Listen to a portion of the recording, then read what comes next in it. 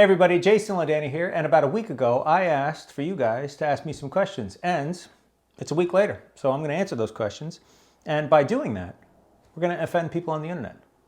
That's what we do. So you're offended already. I haven't even started. You're offended. All right, let's hop into it. From MixFix, if I come to a show, can I bring a sealed deck of cards for you to use? Absolutely, MixFix, you and anybody else. It's already happened before. There's been several live shows where people bring a deck up, and the things that I do, I can do with any deck of cards, anywhere, anytime. I wrote 2 books teaching how to do that kind of stuff. It is trick hands, not trick cards. From The Snack Police 1, not to be confused with the original The Snack Police. What one of your books should I buy first, and don't say all of them? Well, you should buy both of them. I don't care which order you buy, but both of them. From Zoo Garden, first of all, I love your videos. I mean, who wouldn't? Basically asking, what is the most difficult trick and what's the easiest trick? Well, the more you practice, the easier they become. So there's been things that I'm doing in my show that I've been doing for 20 years that may seem difficult, but for me, every time I perform them and every time I practice, they get a little bit easier. You have to maintain and continue to practice. One of the most difficult things to do in my show is when I'm offering all the test conditions for the audience to give me. So what type of hand, what position, things like that. How many times do I shuffle? When they're giving me conditions on the spot, that means I need to make sure that all of my technique is up to par, right? Otherwise, I'm going to struggle. So the most difficult thing to do, have people ask me things on the spot and then do them. From Cosmic Slinky, what drove you to put the time and energy into getting to this level? Well, Darwin Ortiz was my teacher, and I always wanted to impress him. When I first saw him, he was the most amazing thing I've ever seen, and I got the opportunity to meet him, and to sit down across the table from him was nerve-wracking, of course.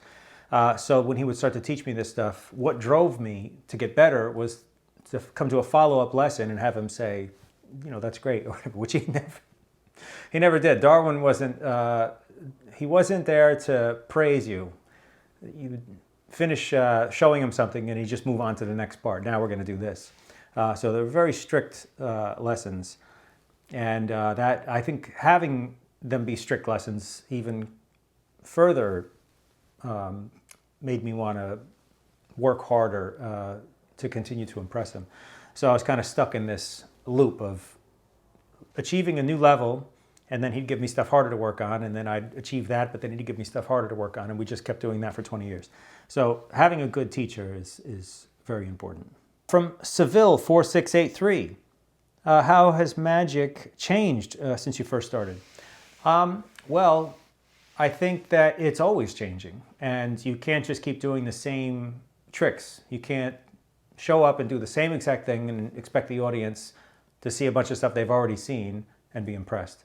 So my approach to card magic has been to innovate and constantly give them completely new things, new plots, new ideas, and keep things fresh and kind of set the bar. So that's my take. I want to be that guy that's always kind of ahead of the group. And that, I think, is the biggest challenge. Is card magic's been around forever, but to constantly come up with new and innovative things that keeps the audience interest. That's important.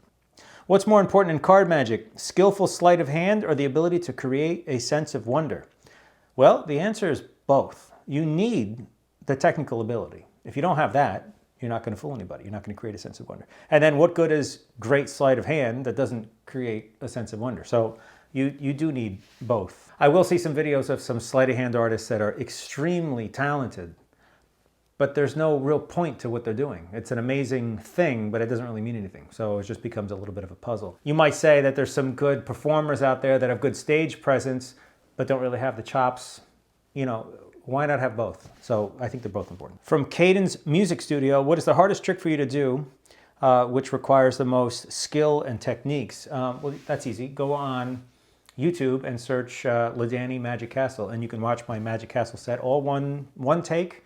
I think it's about 20 minutes long, and from the beginning to the end, there's more technique inside of that 20 minutes, and you have to hit it all. And it's in front of a live audience, and that is, I would say, the most difficult trick or series of techniques that I have to do from beginning to end. From M. Warble, you've talked about mastering other skills like playing piano. What made you decide to make a career with your card magic skills as opposed to one of your other skill sets? Well, actually, I did have a career. I played in a band. I played in several bands. Vince Converse, Ernie Williams. I played with Shamika Copeland and a host of other bands as well, but those were the big ones that I toured with. And I did that for 11 years. I was on the road. But that road life will kind of get to you. So in 2004, I took a break. The band actually took a break from the road. Had 3 months off or something. And during that time, I thought, I don't have any income right now, so let's see if I can make some income with cards. My teacher, Darwin, he had books out, was constantly doing college lecture tours and things, and working in casinos. It was just amazing to watch him make that much money doing that. So I said, let me see if I can tap into that. And then that was 2004, and by 2008, I started writing my first book. And right around then, I decided to go pro. But that's just because when you're in a band, you're working on Shamika's name or you're working on Vince's name. Like their name is getting out there. You're just the keyboard player, And I knew that I was always, no matter how much I played on the road, I was always just going to be part of a band. So when I got into cards and it was just me on stage, I wasn't splitting the check 6 ways.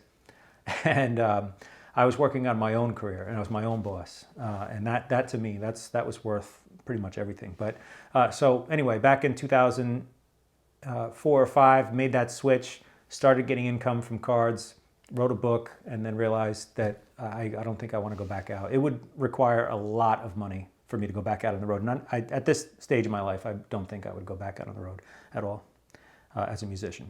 This one from Oradina, I hope I'm pronouncing that correctly. Did you ever doubt your talents, or did you have a backup career in case things didn't work out? Well, like I said with music, I had left the road, but in the back of my mind I knew that I could go back out on the road if I needed to. So I was a guitar player, a keyboard player. I even worked when I was a kid, 14, 15 years old. I was working on a golf course. So, in the back of your mind, you always know that if this doesn't work out, I can do whatever, even though I don't want to. But I guess I just kept my focus on cards, and I was seeing good results. So why not just continue to move forward with that? But yeah, in the back of my mind,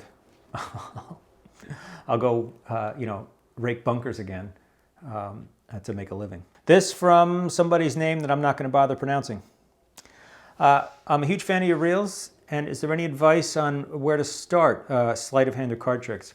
On my Amazon influencer store, I get this question a lot. I added a section that was just beginner books. It's got Royal Road to Card Magic. It's got the Card College series, Encyclopedia of Card Tricks, and just Carl Fulves Self-Working Card Tricks. It's like all the same card books that I had when I was like maybe 10 years old or something.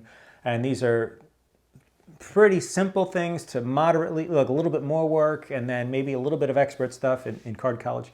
But all those books are in one place, Amazon influencer page. You can go into my link tree and find it there. And I'd recommend all those books. I read them, and look how I turned out, right? From My Hustle Cars, do you believe in conspiracies? Well, conspiracies start when you're stupid and you don't know. When your circle of knowledge is like this big. And things to you don't make sense, so you start crafting these ideas in your mind because you're an idiot. And then you get other people to agree with you, and then they think that means that that's proof that there's so many people, but it just means that you're a bunch of stupid people. So no, I don't believe in conspiracies. And the internet has just made this completely worse because stupid people have a voice, and here we are. So no, the answer is no. From Digitalicious Boy, tendinitis, always shuffling, repetitive movements. Are your hands ever in need of a break? No, somehow I've never really struggled with it. I play piano. Hand and exercises was a big part of my, for I don't know how many decades, 2 decades of working on finger exercises. So I was classically trained, even though I play blues. My teacher, Dan Dobek, really pushed classical training. So really had a lot of strength in my forearms and fingers from that. And shuffling has never really given me any issues. So I'm fortunate. I know that other people can struggle with this stuff, but in my life, I've never really had anything to worry about. Also playing guitar, very heavy on your fingers, so I play 11 gauge strings, and even that never really messed my fingers up. So no issues yet. From David, whom will you hand down your amazing skills when you're elderly and unable to continue? When I'm like, 97 years old and I'm just all by myself in some big mansion watching TV all day, just mad as hell. And somebody knocks on the door and it's some young student saying, will you please teach me your ways? And I just yell at them and say, where's my hooker? That, when I get that old. I've already written 2 books and plenty more to come out teaching the things that I do. But yes, I'm already in the process of handing down things. I have several students, and like I said, I've got 2 books out and plenty more to come.